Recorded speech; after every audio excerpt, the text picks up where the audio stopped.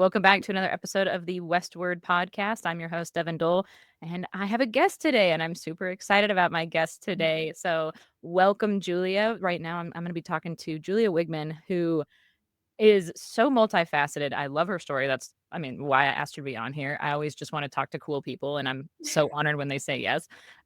So Julia, some of you probably follow her on social media. She's a content creator. She's a mother. She's an equestrian. She has this really cool background of Western and English, and we're going to talk about how that all came together. We're going to talk about her polo journey. We're going to talk about what cowboy polo is. So if those two words you've never heard put together, stay tuned. You're going to find out. There's a lot to chat about here, Julia. So thank you so much for being here. Thank you for having me. I'm so honored to be on your podcast. This is so fun and something I've never done before. So bear with me. And yeah, You're gonna do great. You're gonna do great. It's like a FaceTime call. It's just chatting and riffing off each other. I always enjoy just kind of like the natural banter that happens during podcasts when you can tell like people are just having a conversation. So no, you're gonna do fantastic. I always say this, and hopefully nobody's getting sick of it yet, but when I have a guest, I feel like the beginning is the best place to start, right? Like of any story. So can you just give us the Reader's Digest of you as a person, where you grew up? Did you grow up with horses? Are you originally from Texas? That's where you are now, right? Yes, Texas. Yeah. So just kind of give us a little rundown on you, Julia. Okay. So I'm an Illinois girl, so Midwestern. I did not grow up with horses like one of my own, but I grew up with horses in a sense where my grandma put me on the back of the horse Freckles at 3 and was a horse girl since. So nothing competitive, just kind of there for a good time. Like I did like some lessoning. I did just riding my grandma's horse, and she was actually an English rider, which is super interesting because all the pictures I see of her and me are in a Western saddle. But she's like, no, I was a cart racer. I'm like, okay, interesting. That's cool. She's definitely like multidisciplinary, like definitely one of the best riders I've ever seen. So yeah, I mean, now she's not riding anymore because she's like in her 80s, but she rode my whole childhood, and she would always be leasing a different horse here and there, and when she went on vacations and stuff like that. So that was a rant, sorry. No, I love it. I love it. Did you say cart racer? Cart racer. Yeah. Okay. Yeah. Like the driving trolley? I had no idea. Like driving, she says, I did cart racing. I'm like, okay, like all the pictures I have are of us in Western saddles, but I believe you. I love it when the lore goes like so far past the photos of people. Sure. Like even your family, you find stuff out and you're like, what? My great grandpa worked on Bing Crosby's ranch. Like he like rode the rails. He was kind of like a hobo, like in the time, like that's what they called him. And he rode the rails, and he ended up out at Bing Crosby's ranch, like worked for him. And at the end of his stint there, Bing gave him like his lighter that has his name on it. And so my mom still has that. What? Like, I mean, isn't that the weirdest lore? Like, I had no idea until my mom just like dropped that into conversation one day. She's like, yeah, like my grandpa worked for Bing Crosby, just showed up at his place, was like, give me a job. You could do that back then. I can't. So sorry. Anyway, but yeah, I get that. Yeah. So there's lore. She was an English writer, but all the photos I have are Western. Yeah, so I just grew up with her horse pretty much, and just like casual riding, Western riding. And then obviously I did like grad school, had a baby, and had just horrendous postpartum depression. Horrendous. Like I don't wish it on anybody. Like it's very serious. And I was like, oh my God, like I need to get back to my roots. I need to like find myself again and recenter. And like I felt very called to like going back to riding. And so I started from the bottom. Like I started from walk, trot, canter, all of the like easy look at everything. And my pelvic floor was super weak. So there was that, and just like relearning how to ride a horse.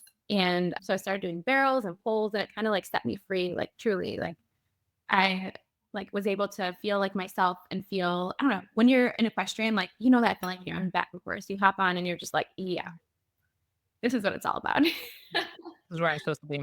Yeah, exactly. So I got back into the Western, never showing, like just not my jam. Like I'm a very introverted person. I love a sparkly shirt, but kind of like more for like me. Fair. So that's one, I like Yeah, God bless you for getting through that. Obviously, I've never experienced it myself. I don't have children, but I have friends who have talked about postpartum depression and the struggle that comes with that and how they felt like they lost their whole identity and they had no idea who they were anymore and the battle that like they had to fight and scrape and crawl to get back to themselves. So, thank you for sharing that. And horses are what helped you there, it sounds like. Yeah, extremely grounding for me, like just like almost like a touch grass moment. Yeah. Like, I'm here. I'm blessed to have my child. Like I'm blessed to be able to round horses again. And I don't know, like you feel so centered and so yourself with them. But yeah, and then so I rode Western and I really enjoyed that. Like I actually think like my main discipline would be Western, like even though I play polo. My heart is with Western, and when I have my own property, it's gonna be Western style, it's gonna be all that. So I love it. I moved to Texas. My husband is a plastic surgeon, and so he was in fellowship, well, in residency, and then now is in fellowship. And so we moved to Texas for his fellowship, which is just a year. And I was like, okay, I need to find a barn, first and foremost, because I can't live without this. And all the barns in Dallas, not all, but most of them are jumper barns. And I was like, yeah. And I thought that was crazy because I'm like, this is Texas. Like, why is it not all Western riding? Because Texas. yeah, it's Texas. And so like in Illinois, like where I'm from, where I was born is all hunter jumper. But where I lived for most of my like adult life, like as a post grad and all that stuff, was all Western. Okay. So I was like, oh my God, Texas is gonna be all Western. Anyway, so I get to Texas, no Western barns in the city. And I was like, okay. And so I looked outside the city and they were like, polo, like come learn polo. Like you don't need to know how to ride or anything. Like come learn. And I was like, okay. So I went and I show up in my cowboy boots. And it's like a Hallmark movie moment. Like I show up and I was like, because I didn't have any English riding boots. I was like, that's just, not my riding style. And I show up to the barn. And the first thing I say is like, don't look at my shoes. I don't have any English riding boots. And he goes, and this guy, his name is Alex, and he's a good friend of mine. He walks out and he goes, this is Texas polo. Don't worry about that. And I was like, okay. That's awesome. He's like, you're home, girl. Like we got you. Yeah. And I was like so concerned about like the transition to English, but I rode a lot of like doing bareback training. So I was like, I mean, it's basically like bareback riding, right? Like it's like you're squeezing and hanging on and hoping for the best. So yeah. Yeah. Wow. So, okay, that is I love that you were just like, yeah, I started polo because I saw like some barns were advertising polo. So I was like, I'll go start polo. I love that.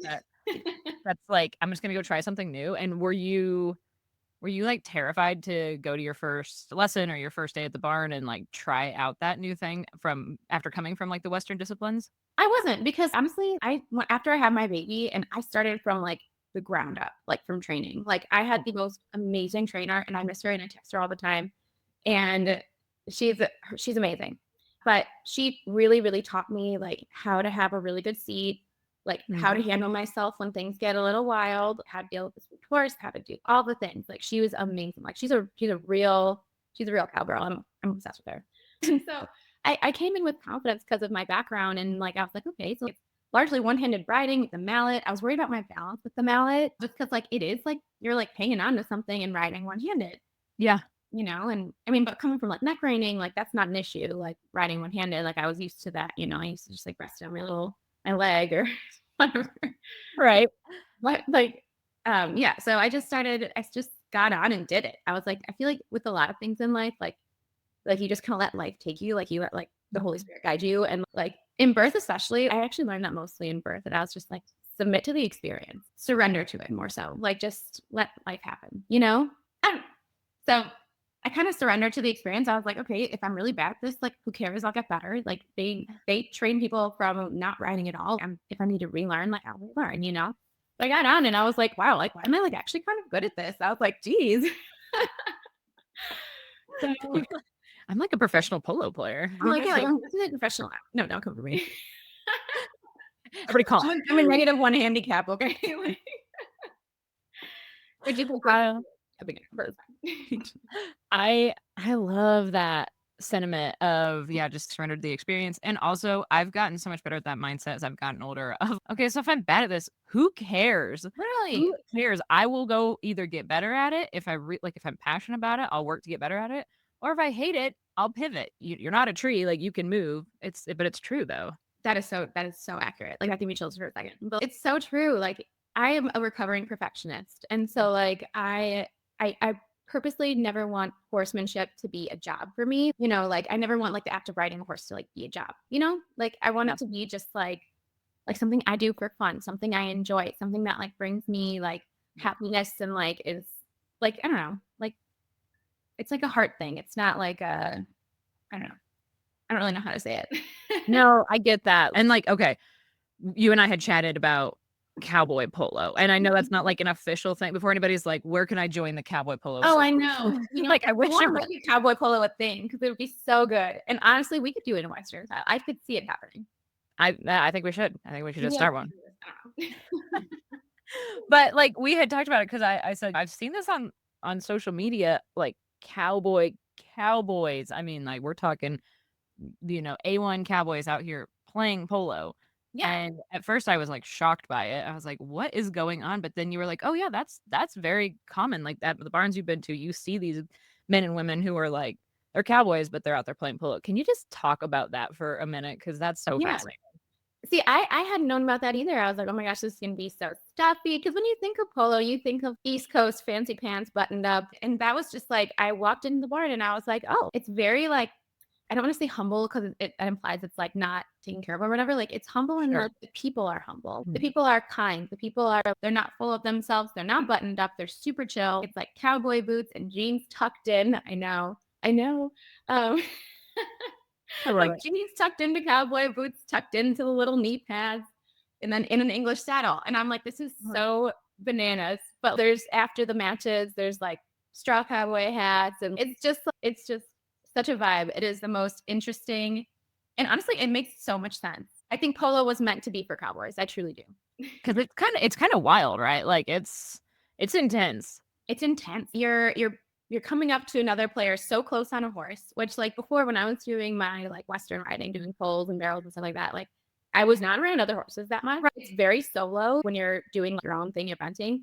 And when you're in polo, you're like on a team. Like it's like you're like a teammate. So it feels like you're in like a high school sport again. You're like, oh, this is my team member, like you're working together. You're communicating, you're getting real close to other horses, even bumping up against them. I'm not because I'm not crazy. But all the other polo players who know what they're doing and are good are doing that, Okay. and not crossing the line or anything, but it's fast. You're going fast. You're getting up to a gallop. You're moving. Yeah. It's a lot of fun. Yeah, oh my gosh, it sounds Western, like, it sounds kind of wild and Western, like, Yeah. my originally, like, my, not even experience, but introduction to polo was, like, the royal family plays polo, right? Yeah. So I was like, "Oh, okay, well, that's for royalty." Like, Yeah. that's for, people that, live in, palaces, but, like, Right. then, like I said, I saw it, and I saw people that I've kinda know tangentially playing polo who I know are also in the cowboy world, and all of a sudden my interest was super piqued, and I was like, "What?" And then I met you, and you're like, "Well, I play polo," and also am, a Western girl, and I was like, "This is the coolest thing ever." How many players are on a polo team? So 4. 4, okay. And then I mean sometimes we play in scrimmages like up a bunch. Like sometimes there's like 6, and that's just too many people on a field for me. But Okay. it's usually 4 on each team. And then it's 4 chuckers of 7.5 minutes. But I learned very quickly that 7.5 minutes is like you say chuckers and then people play for another like 2 minutes usually. And you kind of just guess. So that's like like a checker's like the quarter. Yeah. The chuckers is like I explained it to my husband. It's like an inning kind of. Okay. So yeah. Okay. Yeah, let's just go over the basics of polo if you don't mind. Like polo 101. You have it's broken up in innings or quarters or checkers, Mhm. and then there's like one little ball. One little white ball. It's like Yeah. yay big. And there's like an arena one too. So there's like arena polo, and that ball's like a little bigger, I think. Okay. It's a little squishier. Like it's like and it's very similar, but it's like a smaller and so much faster in my opinion. I mean, Okay. people may feel differently, but it's like you're a little bit closed in. So like it feels a lot faster, I guess. Ooh. The outdoor one, like it's huge. I can't remember exactly how big it is, but it's like bigger than a football field. Like it's big. Right. Okay. And there's 2 goals, it's like 2 goalposts, and you just have to hit your ball, your teams into the opposing goal, just like soccer. And then you switch sides once you score a goal. And the penalties are like for crossing over the line and for like poor horsemanship. Oh, So the good. Okay. horses are like the most important thing. Like you're not putting horse in danger, and like you stay out of the way of the line. So like you never cross in front of somebody, like Oh, where like a horse could get kicked in the face, or you could get hit by a mallet, or a horse could get hit in the face by a mallet. Like those things happen, but like the goal is to like avoid that and like hurt people. okay, that's cool. I like that. Like that there's precautions in place because otherwise I think it could be very bloody probably. Right. No, like the one time my husband came to watch a match, he saw a guy fall off the horse and right on his head. And the following time was someone got hit in the face with a mallet, like pretty good. Like they're like sending it. So like, yeah, it was like a professional match. And so like they hit hard, Yeah. Okay. me like tapping the ball. Yeah, right. I love it. I mean, I get it though. Like it comes with territory when we're out cowboying and stuff and something happens. My husband, his line is he's always like, well, we're not playing checkers. Right. There's always that risk. Oh yeah. I mean, you look over and like the horse people are like, oh, he got up. And my husband's like clutching his pearls because he's like, I mean, not he's a physician, so he's like, oh my God, like they're gonna die or whatever. Poor husband, he's like, go back to running barrels. I love it. Oh, this is so cool. So let's talk a little bit about like polo ponies, right? Because that's kind of how they refer to them, right? As like a Yeah. polo pony. And I know that always trips people up that aren't necessarily in the horse world. They're like, you guys are riding like little tiny ponies. And it's like, no, like pony is also another word for, like You. But like, Well, what makes a polo pony? so the polo ponies, they're just smaller, usually mares, because mares are a little more aggressive than geldings. Just because, geldings got gelded.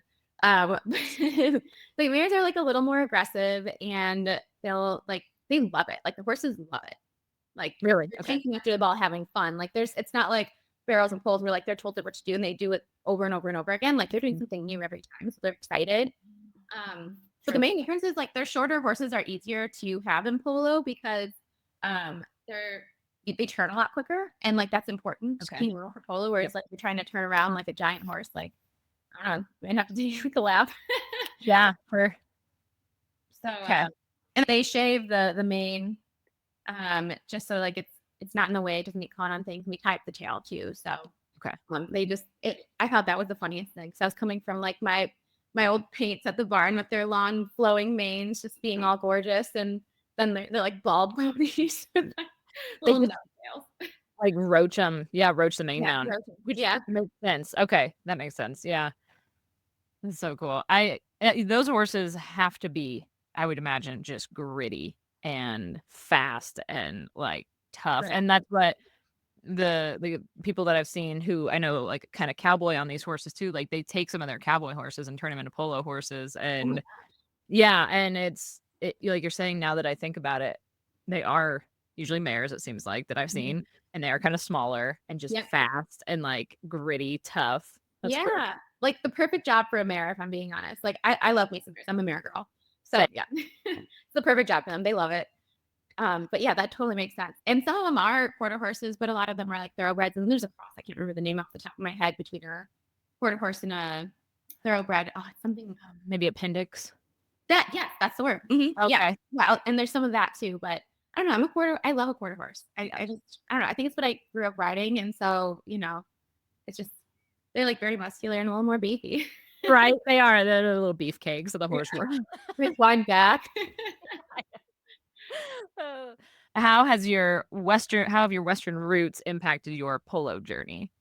So the one-handed riding was like truly like what set me apart. Like it made it a lot easier for me than I feel like people who are used to riding with two hands. I think that helped a lot. I think just like there's a lot of like good horsemanship in Western riding. I feel like the way of talking to the polo ponies is completely different than how I was trained. The ones at the barn I was at were like foot cue and like not like verbally. Like I had spoken mostly to my horses verbally, so they all understood the classic click click and little and all that, And so like that was really different because I was like, let's go. Like I was like smooshing at them, and they were like no. I'm like, what? Like, what are you saying? So I had to squeeze a little bit and get them going, and then they just like wanted to do their own thing, and so I like. There was one horse that I rode pretty regularly that started responding to my cues, which was nice. I mean, they're very smart, and so I don't know. That's interesting. Is it because there's so much talking going on, like during a polo match, or is there a lot of talking going on? Is it pretty I fun? wouldn't say there's a lot of talking. Really? Okay. Yeah, I would say it's mostly people are just like focused on getting the ball, and like there's some talking being, I'm back here, I'm open, that kind of thing. Or but yeah, like I'm like holding my breath a little bit on some of the faster pickups, so I'm not really talking. But Okay, that's interesting, huh? That's cool. It's so cool how different disciplines just do things so different, so varied, but I don't know, that's what makes the horse world so beautiful, I think. It's yeah. just that there's a million ways to do things. Well, how do you communicate with your horses? Like, are you Um, verbal or are you more foot?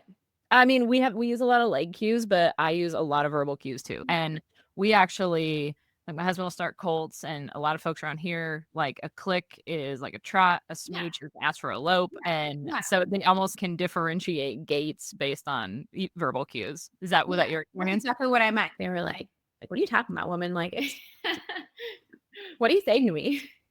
Oh, that's fun though. It's just always fun to learn something new and challenge yourself. And speaking of challenging, probably in the best way, you are balancing. I mean, you have like your horse journey that I know is kind of your escape, but you have you're passionate about it, and you have your content creation journey, and your pages are beautiful, and Thank you. we'll tell everybody at the end where to find you. And then you are a mother, like we've talked about, so you're balancing motherhood and being a wife and doing all these things like entrepreneurship, all these things.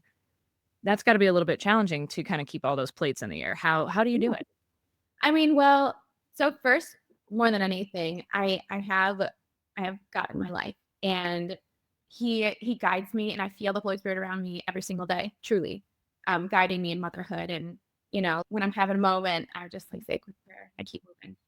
I do feel that, and I have good support. Like that's the big one. Is my mom is an amazing person for me in my life. Like she is guiding me through like anything. So I get a little emotional. I love my mom. I love it. And then my husband, he's a wonderful man. He's been there for me in tough times and good times, like as a husband should. And he's a good God-fearing man. So, I'm blessed from that standpoint too. But I have good people in my life, like I have good friends. I have great parents, I have a great husband. So, and my son is just like the sunshine of my life. He is just like the most perfect little person in the whole world. So, but yeah, it's a lot. Like, I'm not going to lie. Like when my friend was having a baby for the first time, I'm like, be ready to be completely transformed. But my girlfriend told me, she said, once again, surrender to the experience. And it is so true. That fundamentally changed my life. And a positive attitude, I'm writing. Positive attitude. My grandmother, I was so worried when I was pregnant. I was like, oh my God, I'm going to have a miscarriage. That's going to happen, just like really stressed out. I'm very prone to be anxious. And I'm like, why wouldn't it work out? First and foremost, why wouldn't it? And I'm like, oh, yeah, you're right. And so I applied that as a blanket statement across my life, kind of that lucky girl mindset. Like, it's all going to work out for better or for worse. God's plan, it'll be fine. I truly believe that like whatever happens in life is meant to happen, So I love all of that.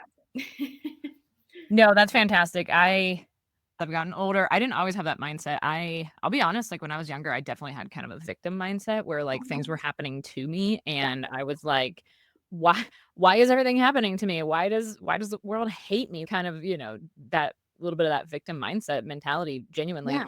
Yeah. And then as I got older and worked on my mindset, I went through, which I've never really talked about this, but maybe I should make a podcast about it. I went through this like 3-year period of personal growth where I am walking this path for this however long it takes to get to the other side of this, and it took forever, and the Holy Spirit guided me through it, and came out the other side with that mentality. I mean, it took me a long time to meet my husband. Like I've talked about that before, that I knew someday, but it took a while. Like I was 31, and so I was just kind of in this period where I loved my job. I loved what I was doing. I had great friends, lived close to home. My dad is like one of my best friends. Like you were talking about your mom. Yeah. Also just like deeply unsatisfied with kind of the direction of my life, and where I felt very stuck, very stagnant. Like I was making progress, and again had this victim mentality of, well, things are bad because I'm the victim. and I don't know, it was like God just snapped me out of it one day, and I live by this statement now. God does not move a parked car. Like he will help you. He will lay the road out in front of you. He'll give you fuel. He'll give you, you know what I mean? Like he'll put your hands on the wheel. He will do a lot of things. He cannot move a parked car. Like you got to put it in drive and get going. And that was like that one. That's good. Thank you. Yeah, that became kind of my mindset. It genuinely was like an epiphany moment, Yeah. and I started doing all the things that, and so I actually had then recently gone back to school at this point recently, gone back to school and got my counseling license, my master's Amazing. in counseling.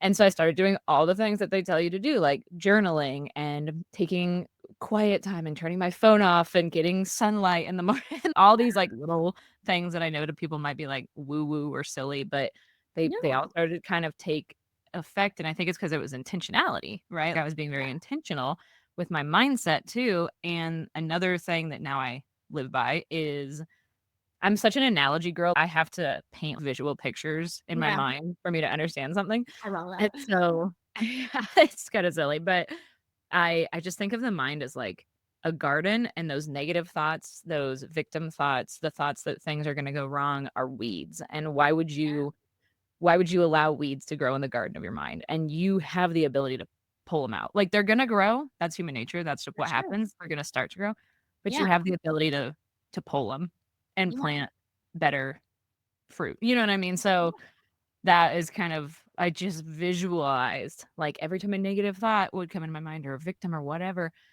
I'd be like, "I gotta get this weed out of the garden of my mind. This is not that's amazing. allowed here." Yeah. And so, yeah, anyway, I kinda went on a rant there, but you were No, talking no, but about that's so good, and that reminds me so much of my postpartum journey was, like, one day I was just like, "I need to get back to what I was Yep. like, something that brings me joy and something where I can, like, literally touch grass." Yeah. So, yeah, it's what you said, the mindfulness aspect of things that can, like, be truly transformative in your life, and but, man, I'm gonna save that God can't move apart car thing, like, that was so beautiful, like, I love that. Oh, yeah, thank you. It's I don't I just I feel like it's so true. Like, we have ownership, right? I mean, and it, again, that was something where when I was younger, early 20s, I didn't want to take ownership.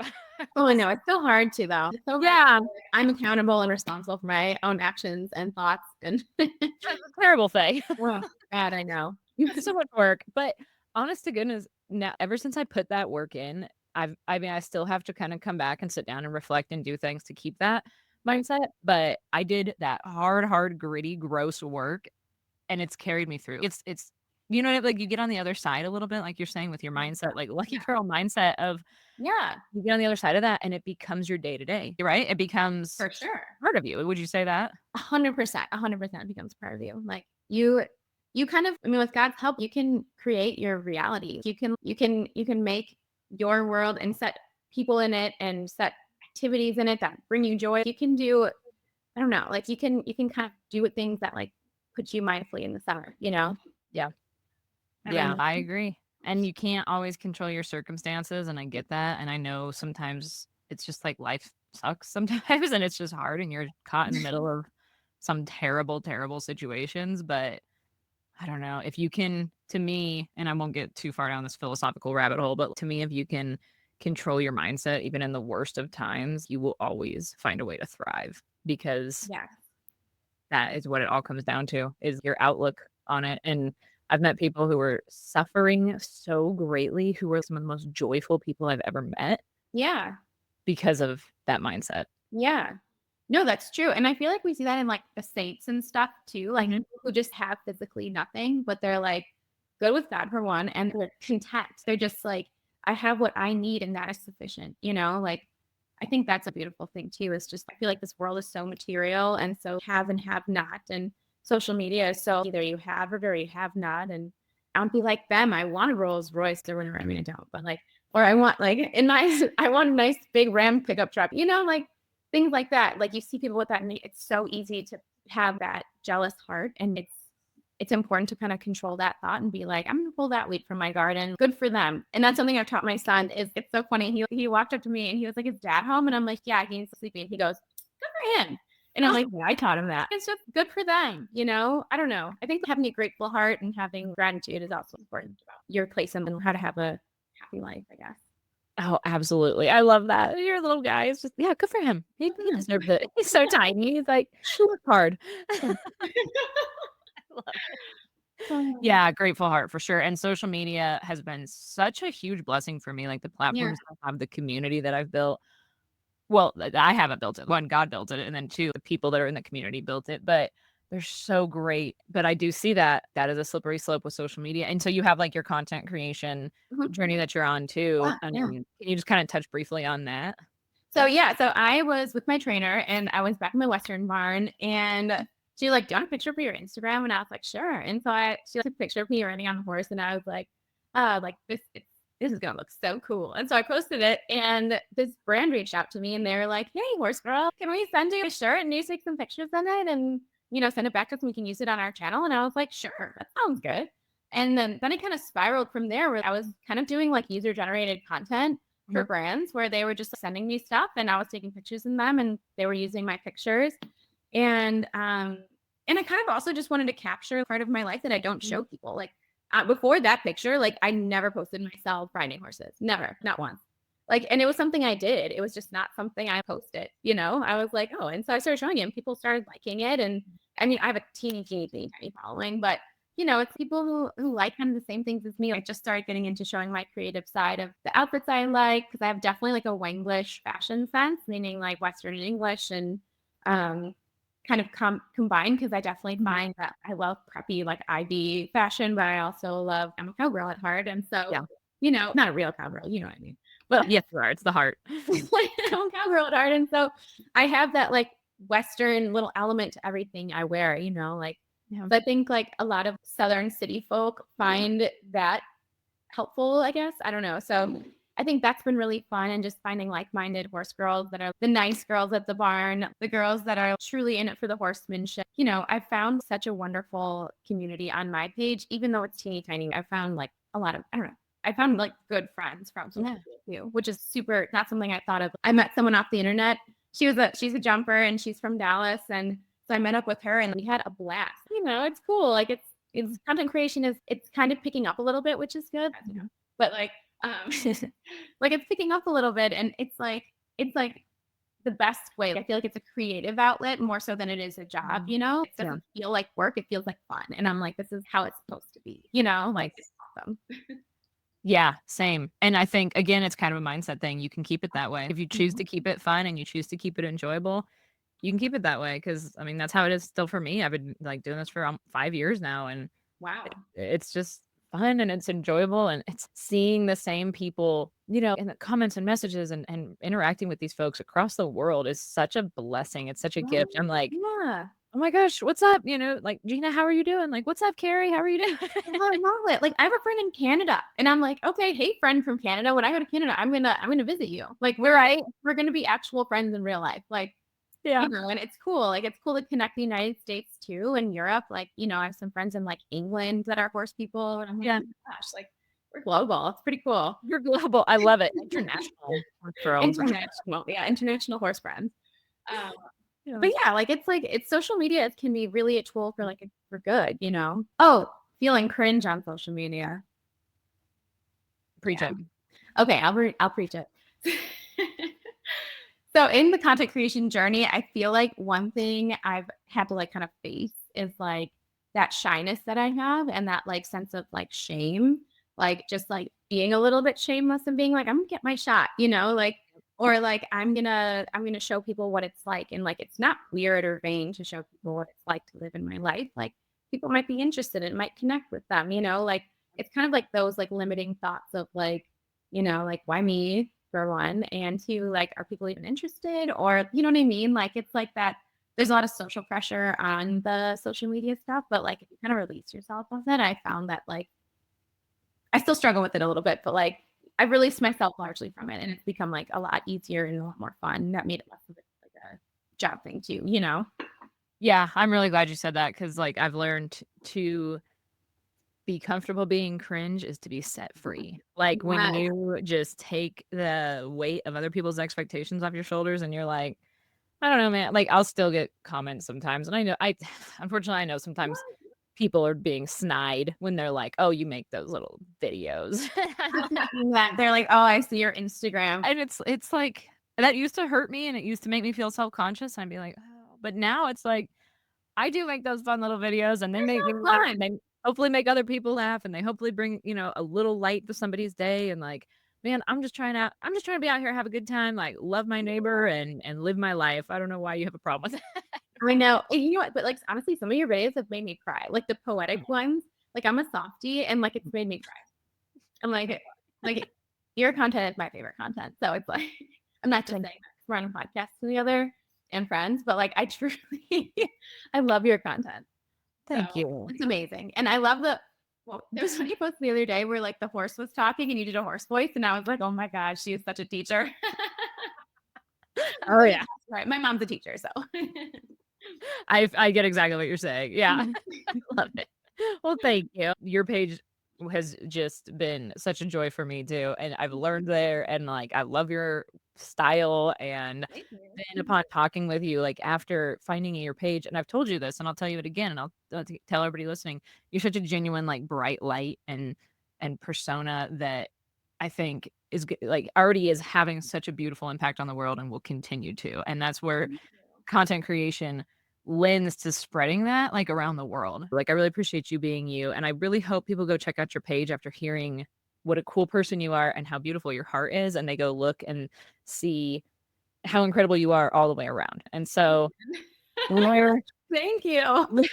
where can they find that? Like, b give 'em your social handles. Okay, yeah. So I'm mostly on Instagram. I have like a teeny tiny little TikTok, but the TikTok is a little more unfiltered. So Julia Wiegmann Eck on TikTok, like EQ for equestrian. And on Instagram, I'm just Julia_Wiegmann. Come. And that's pretty much it. I might get into the YouTube scene at some point, but we shall see. Yeah, YouTube is daunting. I'm just very daunting. I'm like, do you want to hear me talk for 10 minutes? But sure. I don't wanna make a 30-minute long I mean, we did just record a 41-minute That's podcast. true. That's true. We're basically on YouTube now, so Gonna go on YouTube, so I'm breaking into the scene. There we go. there you go. Follow Julie on YouTube. No, thank you so much for chatting and just spreading the good word and your life and talking about all the cool things you're doing, and I'm just very appreciative that you took the time to talk to me today.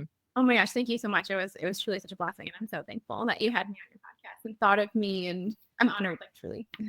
Absolutely. Yeah. Well, I hope people go check you out, and as always, as we wrap up, I always say, check your cinch, check on your friends. God is good. I'm glad you're here. Thanks for heading westward with us.